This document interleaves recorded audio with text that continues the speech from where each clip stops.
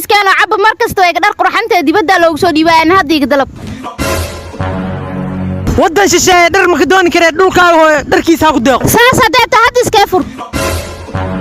sug inta ay furin koor anaa dhexdhexaadinaaye xaajiyadeeda sidaan oo kale ayaa mar walba isku dagaal jirnay balse markay indha deeqay maaday dagaalkeenu dhan ayada xalisay awa inta ku taala taas mid deeq doonta waqtee soo bax idinka indiin ku soo arki doonee inda deeqay ku aaway inda deeqay ku aaway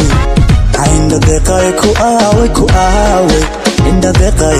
welcome to Arwa inda deeqa ininka indiin ku qanci doona rag iyo dumarba inda deeqay ku aaway inda deeqay iga farxis wala dharka ku sheegay waa kuwaan aadna kala bisay u noqon lamaanish inda deeqay ku aaway inda deeqa jirleen farxadan ma jirleen saaxib adigana kala biso inikana kala bista Arwa inda deeqa waxay ku taala degmada Amawlada gaar ahaan Sidmo